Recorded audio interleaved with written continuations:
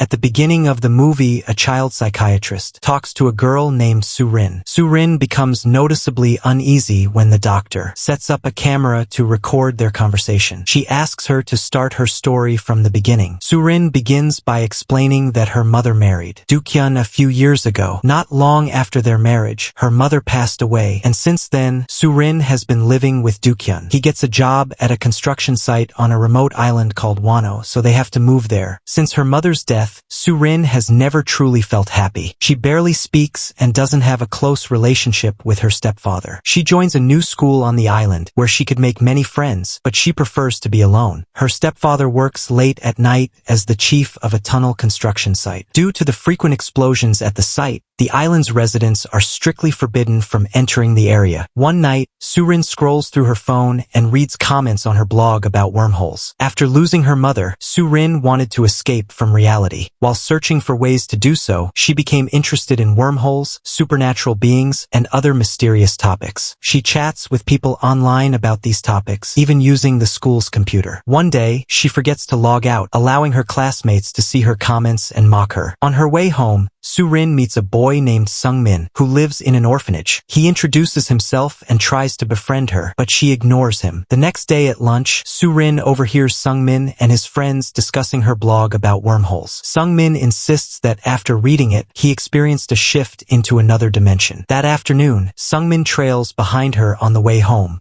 When she confronts him, he admits that he believes everything she wrote on her blog. Because of their shared fascination with supernatural phenomena, they soon become friends. Surin even creates her own alphabet so they can communicate secretly. They use it daily, leaving each other messages in Surin's diary. After school, they explore the town searching for ghosts. On one of their adventures, Sungmin takes Surin to an abandoned wooden house deep in the forest. They explore the house, chatting for hours while carving shapes into wax blocks. Surin starts developing feelings for Sungmin. Suddenly, she kisses him, leaving him flustered. One day, Surin finds Sungmin and 3 of his friends planning to sneak into the construction site to watch the explosions. She decides to join them, and together, they navigate through the woods to avoid being seen by the adults. As they cross the fence, one of the kids gets cold feet and runs back home. The remaining 4 hide behind a cliff, waiting for the explosion, but nothing happens. While wandering through the jungle, they stumble upon a small cave. Curious, they enter one by one, venturing deeper inside. At the end of the cave,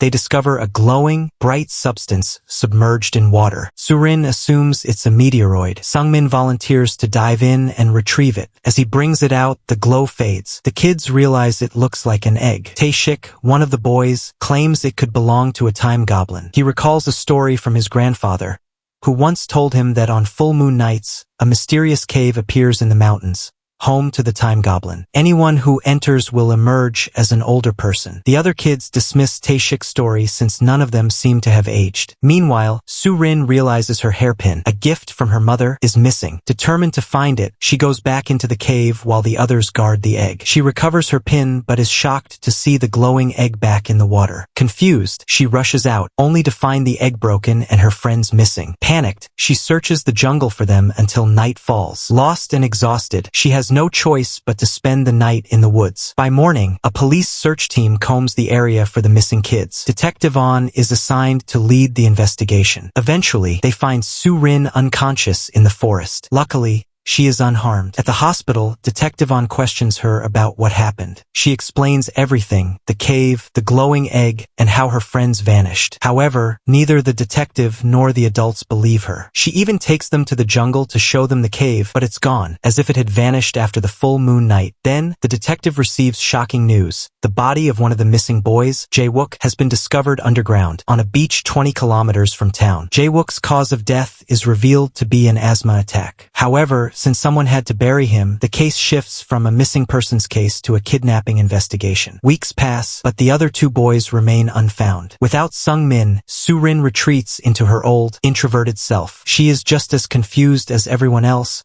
but no one believes her version of events. One evening, she hears a strange noise outside her house. When she checks, she sees a man running into the woods. Curious, she follows him deep into the forest. After a few minutes of running, she trips and falls. The man also stops and slowly approaches her, his eyes filled with fascination. Surin freezes in shock. Then, he speaks for the first time, claiming to be Sungmin. Hearing his name, Su-rin snaps out of her shock and bolts away, crying. She runs straight into Do-kyun's car and, frantic, tells him about the man. The police are immediately alerted, and a search for the supposed kidnapper begins. Detective On questions Su-rin about the man, and she tells him that he only pretended to be Sung-min. Despite an extensive search, the police fail to find the suspect. However, they do come across Su-rin's diary, the one she and Sung-min had used to secretly communicate through coded messages. When Su-rin sees the pages, she is shocked to find them filled with Sung-min's notes. Using their secret code, he has written down everything that happened after she went into the cave to retrieve her hairpin. Curious about what is inside the egg, the boys decide to break it open before Su-rin returns. Sung-min smashes it on the ground, only to find it empty. When Su-rin doesn't return for a while, Sung-min enters the cave and sees her standing completely still, as if frozen in time. He tries to talk to her, shake her, but she doesn't react. Moments later, he notices something strange, a drop of water suspended in midair. Stepping outside, he looks up and sees birds frozen in the sky. Panicked, the boys rush back to town, only to find that everyone, friends, family, and all the townspeople, are motionless, caught in a paused reality. It dawns on them that time has stopped for everyone except the three of them. At first, they revel in their newfound freedom.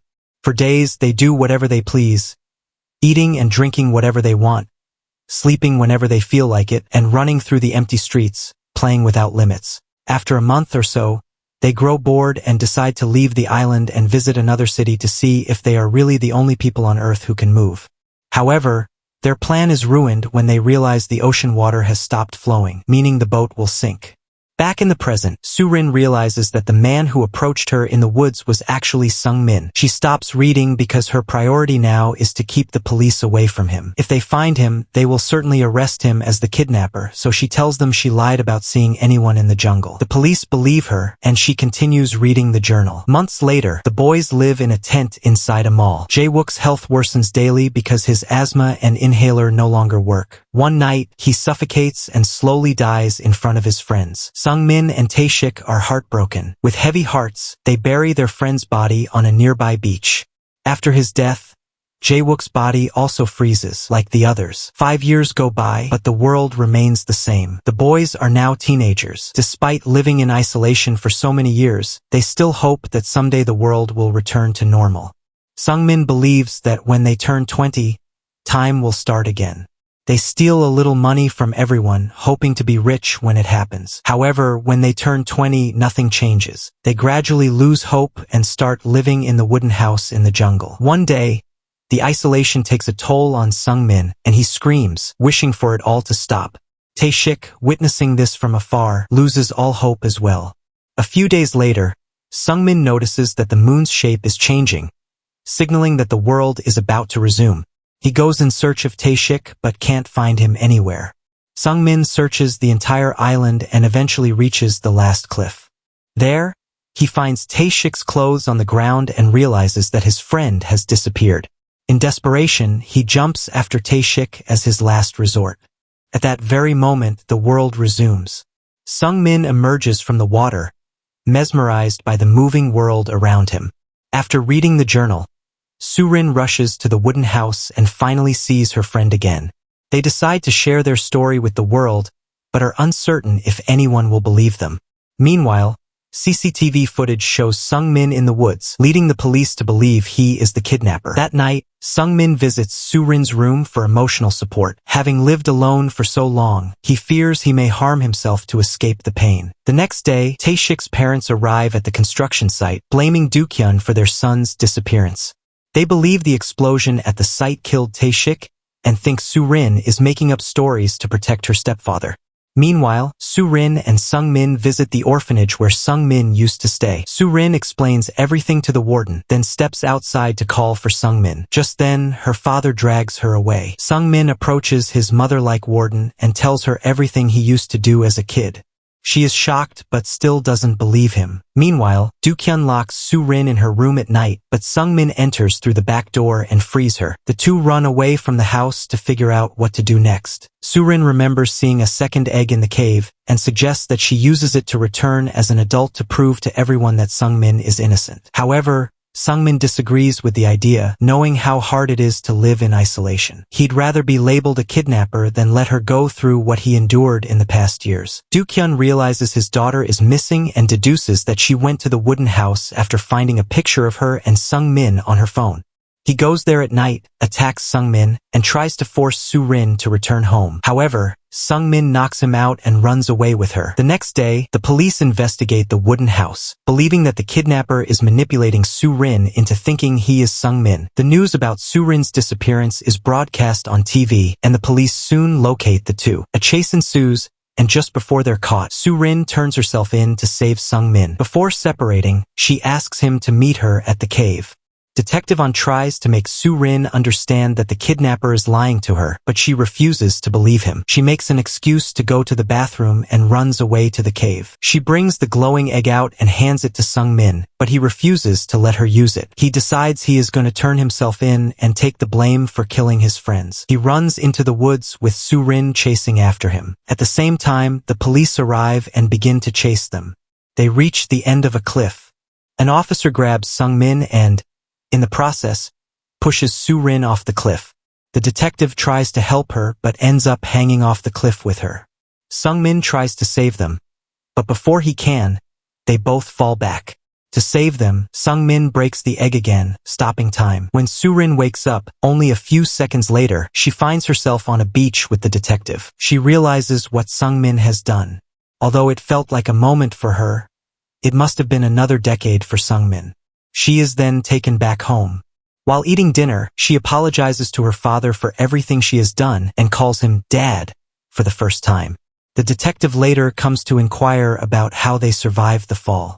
Surin doesn't respond, but the detective figures out that she was telling the truth all along. He suggests that she give a false statement to the media, claiming that the kidnapper had manipulated her. This way, the people who accused her of killing her friends, along with the kidnapper, will be proven wrong. Surin finally finishes telling her story to the psychiatrist. The psychiatrist, left stunned after hearing it all, expresses a desire to write a book about it. A few months later, Surin is preparing to move to a different city for high school. Before leaving, she meets the psychiatrist, who gives her the book that has now been published. On her way to the ferry, Surin sees Sungmin through her car window and rushes to meet him, only to find no one there. However, sometime later, the two meet again on the deck. The movie ends with them staring at each other.